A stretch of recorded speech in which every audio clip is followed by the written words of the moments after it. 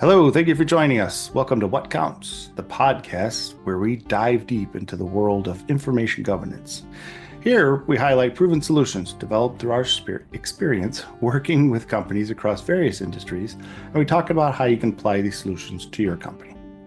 Whether you're interested in information governance, have a need, or just curious to hear about information management challenges like email management, retention management, or asset data management, this podcast is for you. This is Lee, and in this episode, Maura and I will talk about what it means for a business to plan for change and anticipate the future. We've all heard the phrase, if you fail to plan, you plan to fail. But what does the smart planning really look like? How do leaders see opportunities before they become obvious? And what's the balancing act look like today to run a business? Maura, those are all really loaded questions. Could you think you can handle some of those? Seriously, and you started out with the bumper sticker answer, Yes. plan to fail, fail to plan. Yes. I also think you added to our introduction there about people who are just curious about information management. And I assure you, listeners, that if you invite your friends, there's a lot of cool stuff going on in the world of information today. So the more All you about learn, the information more management. you'll want to know. At least that has been true for me from the beginning. So, the balancing act. Yeah, this has been, it's a constant struggle for a lot of people, definitely for us included, definitely for me. But I do feel in the last couple of months that we have had, you and I, a lot of discussions about balancing uh, our future planning for Trailblazer and our day-to-day life in the world of Trailblazer day-to-day operations. And I think that, and I was talking to a former client about something unrelated. And she said something that made me think, it kind of crystallized it all for me. This balancing act is not unique to any one business or to just me feeling like it was my personal inability to balance it all and get it all done. It is a a sign of a healthy business, actually, I think. But that doesn't mean it's not a challenge, even though it's a sign. And the reason that it came so clear to me is because something that this client said is something that we faced in our last project with a different client And the one before. and the one before. And those two clients were very different as businesses from the one that this client came from. And I started to realize that, okay, we are a little business, you and I, and our small Trailblazer Consulting, we're having this challenge. And we ran into a lot of issues related to this challenge. And I'm being a little bit mysterious, but I'm going to spell it out in 1 second with the very large company that we worked with most of last year. And now with this reminder from the client that I spoke with earlier, who that was a startup company and they were focused on different things, but they had investors and they had operating assets and they had some things that made them a startup, but they like took a giant leap forward. All three of those companies, us, that client, and the client from last year, we all face this challenge, which is how much effort do you put into the front end of the business, growing the business, uh, making your products bigger, your assets stronger, growing your footprint, versus the back end of the business, the infrastructure side, your information management policies, processes, and systems of particular import to us. And also, I just care a lot about that.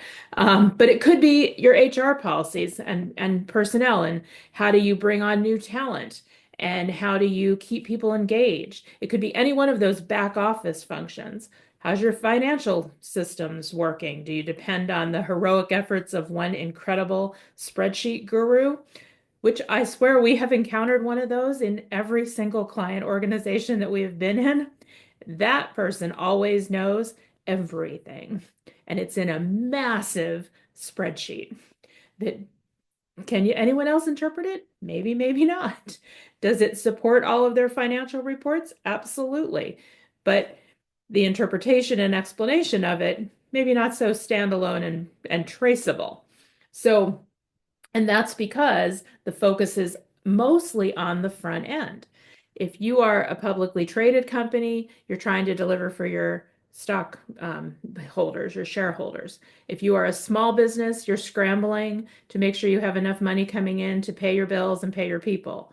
If you're a startup, you have to make your stand and get in the mix, and you can't be spending time on this, oh, that admin stuff, we'll get to it later. Um, and it's true in every aspect of business.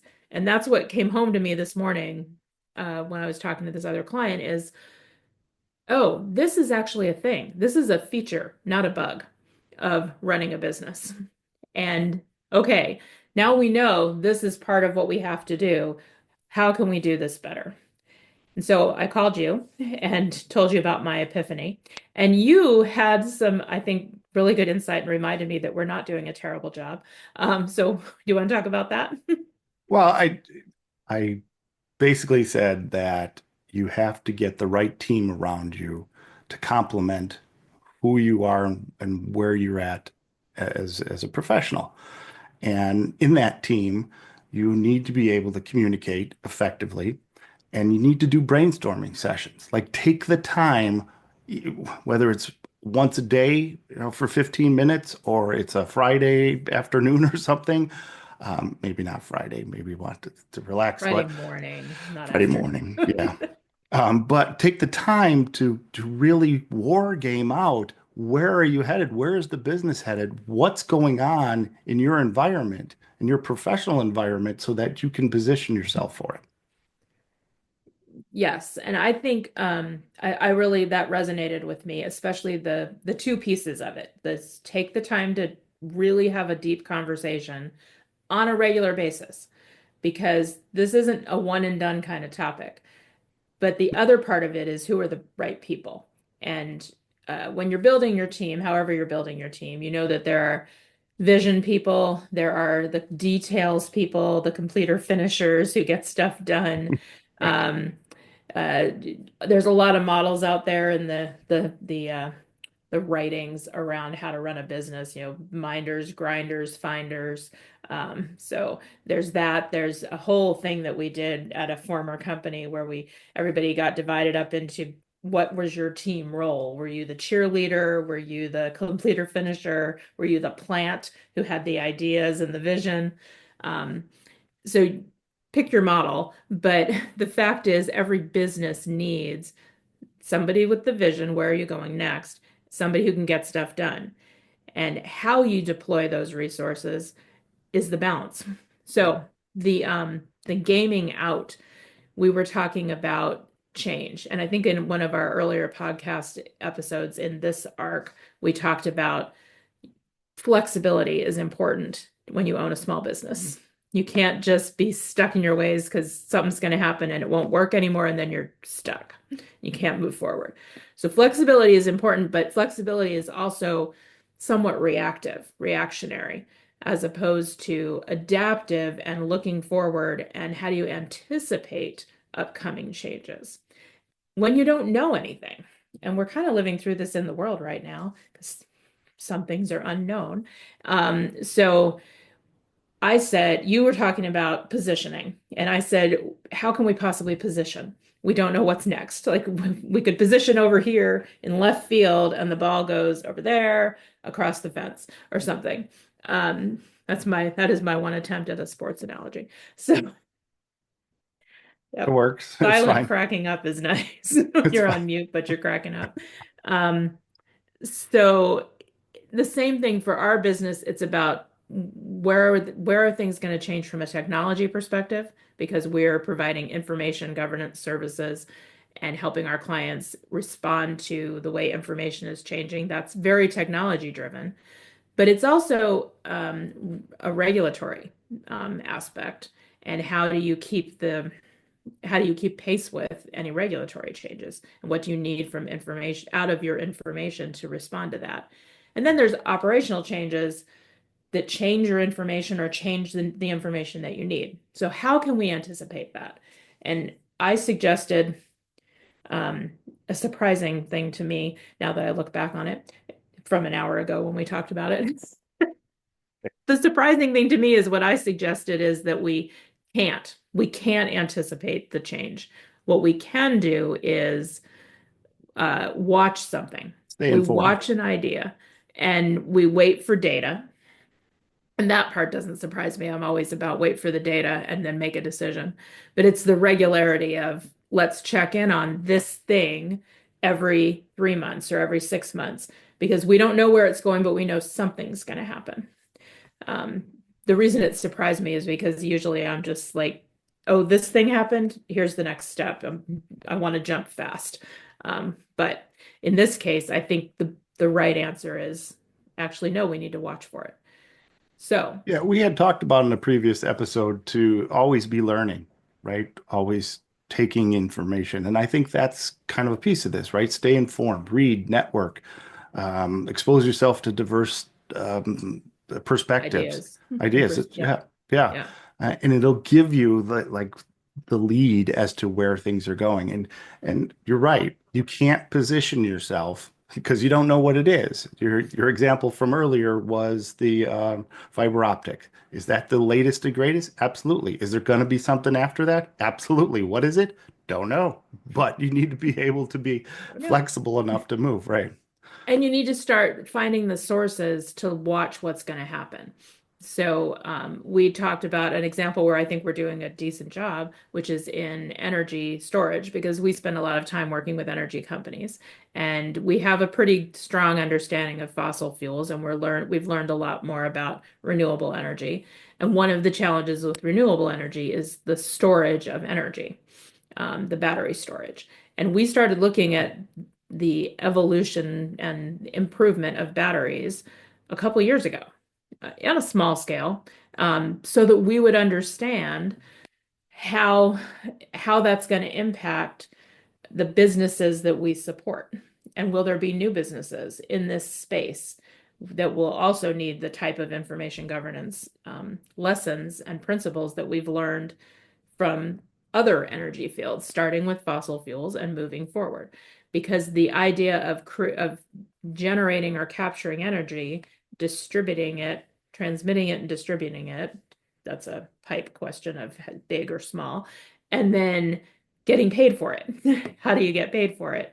Which is complex in the renewable space because you have tax credits and interim steps and a lot of different things. It's a different model for payment than you have in the fossil fuel industry or traditional utilities. And we know a lot about that, but we didn't know enough about batteries and we started looking at that. So so we are on our way to being able to position around that because we've been learning and because we saw it as a thing, as an idea.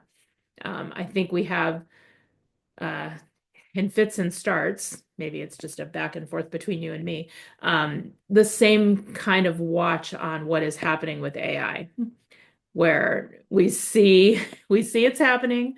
One of us wants to leap ahead, one of us doesn't. But we're watching it and we're learning about it and we're trying to think about, okay, how can that fit into the principles of information governance that we've never strayed from, which is you're creating information to support your business, to demonstrate, to document your transactions, your obligations, your fiscal rights and interests, fiscal and legal rights and interests, and to demonstrate compliance with regulations. Those principles are solid, regardless of your business and regardless of what's happening with technology. But the answers change drastically when you go from paper to electronic. You go from old onion skin paper that lasted forever to recycled paper that faded away to electronic information that you can't get rid of because you can't find it. So, and what happens next? And with the AI creating new information, it's a different record type. Is it a record? I don't know the answer to that. We're going to work on that, but we are watching it. And I think so. This day started out with me feeling like this balancing act is really hard. And it's not just me, it's also everybody. All these different businesses are having similar issues of how to best spend their resources. I have to say that having talked with you a couple of times now, this earlier today and in this conversation, I'm feeling better about the fact that we don't have to know all the answers. We just have to have an Good. approach. So give us a little framework. I recorded a couple words from our previous conversation, and that was lead, work, and build. So lead is set the vision, right? Rally the right people. And then it's work, do the work, right? Take some action, test small changes, and so forth. And then build is invest in the long-term strategy. Yes. And I think the work piece is one that sometimes, maybe often, gets skipped because it's Shortchanged. it's shortchanged. It's hard. You got to test this thing. You still have to deliver in your current state. Can I try this? Will it work? Is it going to take me 5 times as long because I don't know how to use that tool yet? We've also been encountering that lately, trying to learn new things along the way, trying to take something that we really understand solidly from a theoretical perspective and make it practical. That's a challenge. And everyone is doing that in different ways. So that, what did you say? Learn, work, build. The work piece Lead. is Okay. lead, work, build. The work piece cannot be shortchanged. You have to spend time on that because the vision is important. Otherwise, you don't know where you're going to go. But you can't go straight from vision to building. Um, it'll be just a it'll be a picture. It won't work. And we have to get through that trial and error, informed trial and error, not just randomness, but thoughtful trial and error, test a piece, see how it goes, improve it slightly, see how it goes, until all of a sudden you look back and you're like, wow, look how far we've come. Because that's one of the other things. Today was an introspective day already, or retrospective, both. Um, uh, Looking back at some work we had done about 10 years ago that was solid work based on good principles that we still apply today. But actually, the practical approaches that we took 10 years ago are completely inapplicable to today's world. And we have developed a lot of new approaches. And it was really helpful to me actually to go back and kind of check, like, oh, wait, we were cutting edge on this and it was good and it's gone. Like, I wouldn't want to go back to that. That's not what we want to recommend to our clients. That's not how we're moving forward. But this work that we've been doing for the last 2 years that seemed like just little tweaks actually represents the end of a pretty long journey from where we were 10 years ago. And I think that can be applied in a lot of different situations. What do you think? I agree. But we're going a little long, so asking if we're wrapping up. Yes, I could talk more in riddles, but I think that lead work build is a good framework for us to keep working with.